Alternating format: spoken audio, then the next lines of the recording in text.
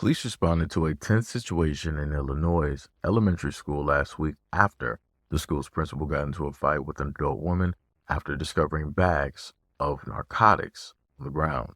The incident took place around 9:35 a.m. September 11th at Welsh Elementary School in Rockford, about an hour outside of Chicago. Shakita Barfield, age 33, arrived at the school for a scheduled meeting with the principal. The principal noticed that the woman had bags of narcotics falling out of her clothes.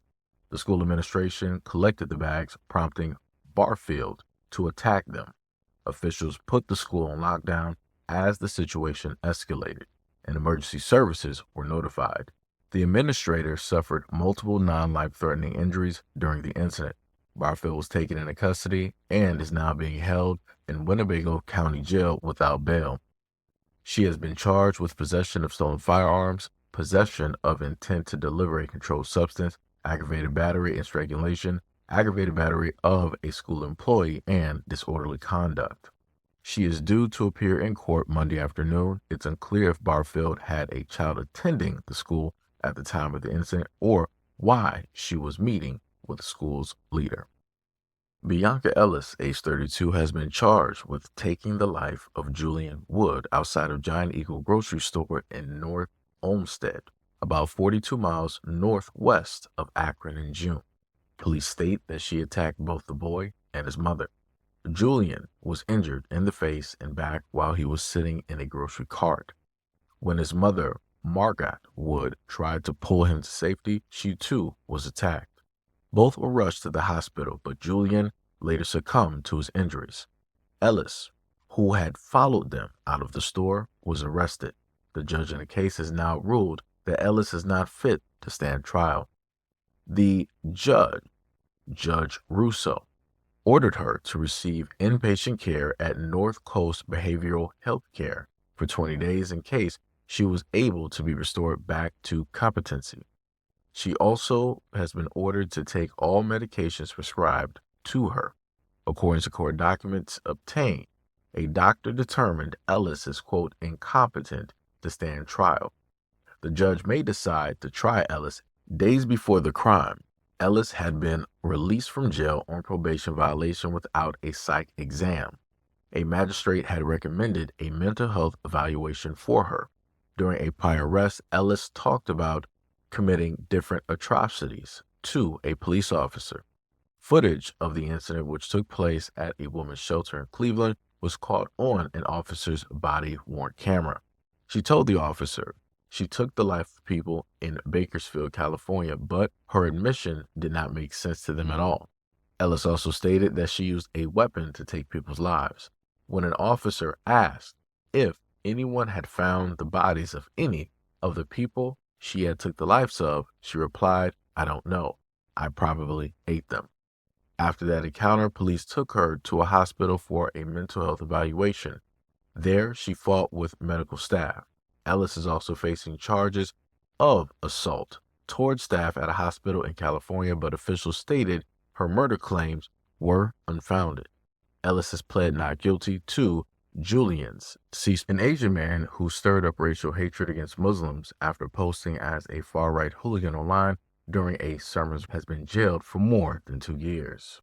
Assan Hussein, age 25, used a fake identity of a white person called Chris Nolan, calling for disorder in Birmingham as riots spread across Britain. The chief posted numerous vile messages on the messaging app Telegram in a group chat with more than 12,000 members just hours before violence erupted in the city. The court heard he called for disorder in Alum Rock and Borchdale Green area and incited racial violence in the wake of Southport stabbings. He urged people to conquer Alum Rock and wrote Birmingham first. We need to take back what's ours as well as we're doing the bashing. In a separate chat with someone else, Hussein appeared to admit that he had done and encouraged them to fool the extreme right by using a white name to become part of a group and that he would be surprised how thick they are. Hussein of Yardley, Birmingham, previously admitted to disturbing threats and abusive material intended to stir up racial hatred. Rag Chad, defending, said that Hassan has shown a colossal collapse of common sense that demonstrated an immaturity below his actual age, but sentencing him for 2 years and 4 months in prison. Judge Melbourne Inman, KC, stated, quote, "Sadly, this is one of a number of cases that the courts have had to deal with arise from civil unrest following the very tragic events of Southport that occurred on July 29th. Quote, a number of people used that tragedy as an opportunity to sow hatred, which led to towns and cities up and down the country to be disfigured by racist violence, intimidation, and damage." He also stated that Hussein had used the chat group, which was populated by those who held extreme right-wing and racist views, whose purpose was to encourage hatred. The judge added that during his post, Hussein had used vile racist language, and it was at a time when people were using copycat excuses for violence. Peter Grievous Smith, KC, prosecuting, stated, on August 5th this year, police became aware of a series of screenshots obtained from a Telegram chat group that was called Southport Wake Up. Quote, the purpose of the chat site was to try and incite and organize violence in the West Midlands area, focusing on the Alum Rock area of Birmingham. He also stated that there was also focus on the Borsley Green area, and that was because they both had high Muslim populations. Mr. Grievous Smith stated that the chat group used at the time had 12,500 members, and there had been about 4,600 people online at that time, which he would have been aware of. At one point during the messaging, in which he referred to smelly scumbags, Hussein said, quote, it is all about the kids. We are doing it for the kids.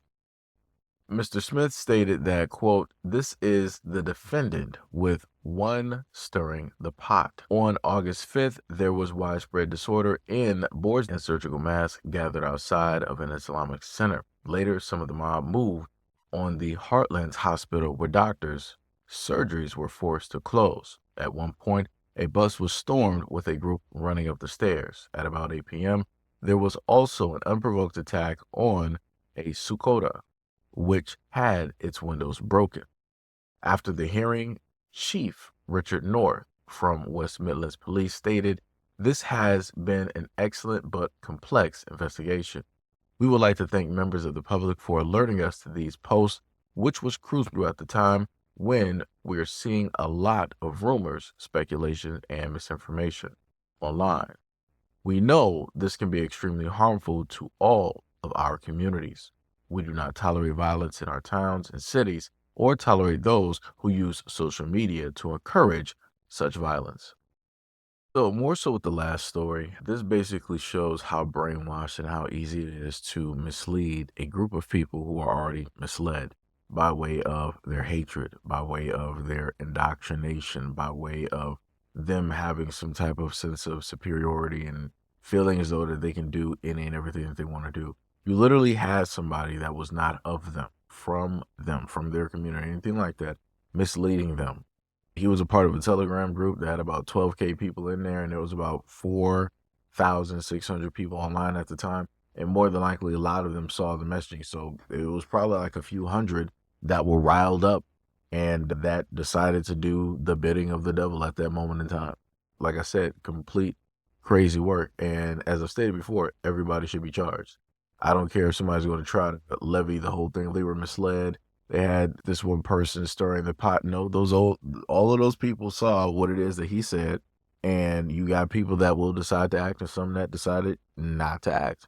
Arrest everybody involved that decided to sit there and act off of those words. Again, this is by their own admission. This is by their own fault. They decided to walk that direct line. For the story dealing with the woman going directly to the school, again, I'm not even sure why she's there. They didn't say if there was a job interview, if she was late to work. They didn't state if she was a parent or a guardian, or I don't know.